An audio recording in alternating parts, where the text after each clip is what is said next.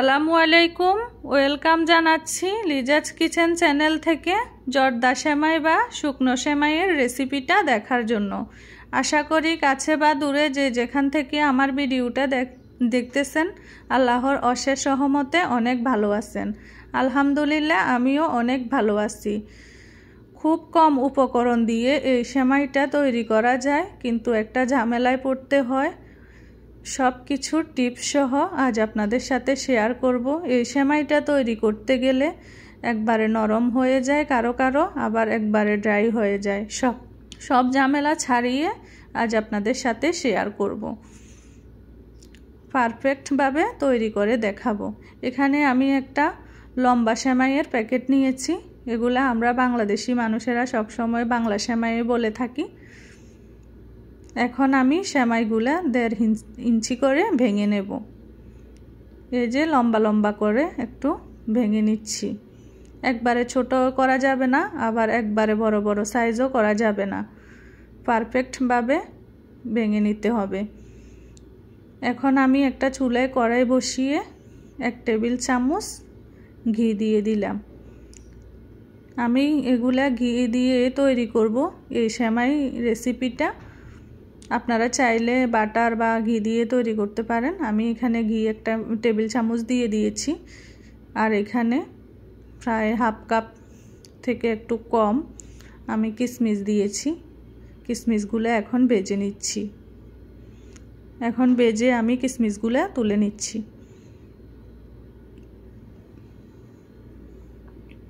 এখন আমি সেমাইগুলা এখানে দিয়ে একটু ভেজে নেব। এগুলা আগে থেকে ভাজা সেমাইগুলা, ওই জন্য আমি কম ভেজেছি। আগে থেকে রেডি করা, হালকা নেড়ে চেড়ে নিচ্ছি। চুলার আঁচ একদম লো হিটে রাখতে হবে, না হলে পুড়ে যাবে।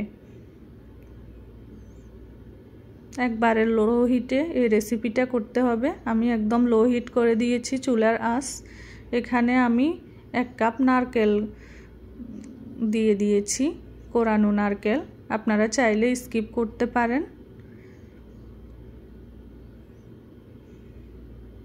নারকেলটা লাগে না, খুব কম উপকরণ দিয়ে এই রেসিপিটা তৈরি করা যায়। কারণ আমার হাতের কাছে নারকেল ছিল, তাই আমি নারকেল দিয়ে তৈরি করে দেখিয়ে দিয়েছি।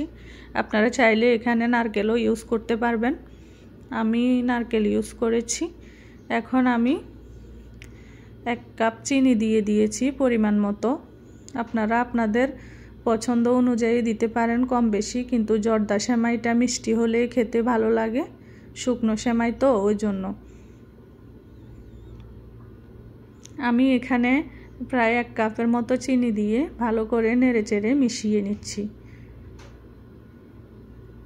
এখন একটু লবণ দিয়ে দিয়েছি। মিষ্টি জিনিসে লবণ কম দেওয়াই ভালো, পরিমাণ মতো দিলে হয়।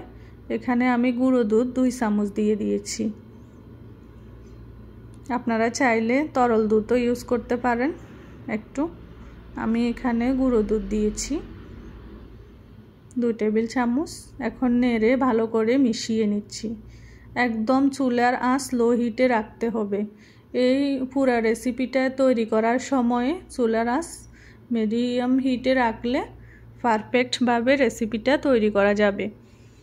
এখন আমি এভাবে একটা কাঁটা চামচের সাহায্যে ভালো করে উল্টে পাল্টে দিচ্ছি। এভাবে উল্টে পাল্টে ভালো করে আমি একটু ভেজে নেব।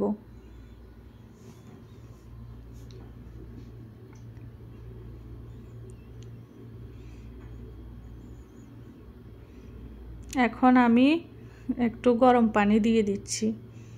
প্রায় 1 কাপ পরিমাপ আমি এখানে গরম পানি ইউজ করব। আপনারা চাইলে যদি দুধ ইউজ করেন তাহলে 1 কাপ পরিমাপ তরল দুধ গরম করে এখানে ইউজ করতে পারেন। আমি সম্পূর্ণ পানি দিয়ে এই রেসিপিটা তৈরি করে নেব।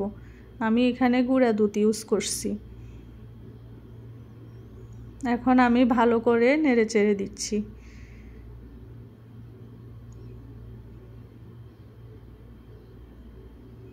এখন আমি উপর দিয়ে আবার আরেকটু পানি দিয়ে ঢেকে দেব, চুলার আঁচ মিডিয়ামে রেখে। 5 মিনিটের জন্য ঢেকে দিলাম। আবার ফিরে আসলাম 5 মিনিট পর। ভিতরে সেমাইগুলা নরম হয়ে আসছে। পারফেক্টভাবে সিদ্ধ হবে। এই পানির উপরে 1 কাপ পানির উপরে এই রেসিপিটা আমি তৈরি করে নেব খুব সহজভাবে। একবারে পানি বেশি দিতে যাবেন না, তাহলে একবারে নরম হয়ে যাবে। এখন আমি চুলার আঁচ একবারে লো হিটে রেখেছি। এভাবে ভালো করে নেড়েচেড়ে আমি আবার কিছুক্ষণের জন্য ঢেকে দেব। কিশমিশ উপর দিয়ে দিচ্ছি ভাজা, কাজু বাদাম দিয়ে দিচ্ছি কিছুটা, দিয়ে আবার নেড়েচেড়ে মিশিয়ে নিচ্ছি। দেখেন সেমাইগুলো একবারে সিদ্ধ হয়ে গেছে পারফেক্টভাবে।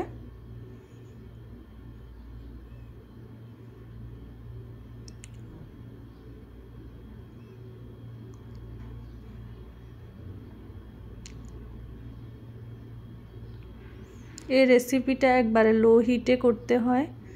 আবার ডেকে দিলাম, ডেকে আবার কিছুক্ষণ লো হিটে জাল করে নিলাম। দেখেন এখন তো একবারে পারফেক্টভাবে রেডি হয়ে গেছে, অনেক জুরজুরে হয়েছে। এভাবে যদি তৈরি করেন তাহলে কোনো সমস্যা হবে না, একবারে শক্ত হবে না, আবার একবারে নরমও হয়ে যাবে না। পানিটা যদি ঠিক রাখেন, দেখেন সিদ্ধ হয়ে গেছে সেমাইগুলা, একবারে পারফেক্টভাবে রেডি করে নিয়েছি। আপনারা চাইলে এভাবে একদিন ট্রাই করে দেখতে পারেন, খেতে অনেক মজা লাগে। এখন আমি পরিবেশন করে নিচ্ছি। একটা সার্ভিং ডিশে আমি এখন পরিবেশন করে নিচ্ছি সেমাইটা। দেখেন কেমন জুরজুরে হয়েছে। এভাবে তৈরি করলে অনেক সুন্দর হয় রেসিপিটা, জুরজুরে হয়, পারফেক্টভাবে তৈরি হয়ে যায়। এখন আমি ডেকোরেশন বা সৌন্দর্যের জন্য আমি কিশমিশ বাদাম আবার উপর দিয়ে দিচ্ছি, আগেও আমি দিয়েছি।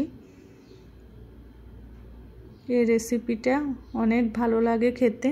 যাদের যাদের পছন্দের রেসিপি তারা একদিন এভাবে ট্রাই করে দেখতে পারেন। এতক্ষণ পর্যন্ত কষ্ট করে যারা আমার ভিডিওটা দেখেছেন তাদেরকে অসংখ্য অসংখ্য ধন্যবাদ। নতুন বন্ধু হয়ে থাকলে চ্যানেলটা সাবস্ক্রাইব করে লাইক কমেন্টস করে পাশে থেকে যাবেন। আর আমার পুরাতন বন্ধুদেরকে বলতেছি, আপনাদের যদি ভালো লাগে তাহলে লাইক কমেন্টস করতে ভুলবেন না। আপনাদের লাইক কমেন্টসে আমাকে নতুন নতুন রেসিপি করতে উৎসাহ জাগায়। সবাই ভালো থাকবেন। আল্লাহ হাফেজ।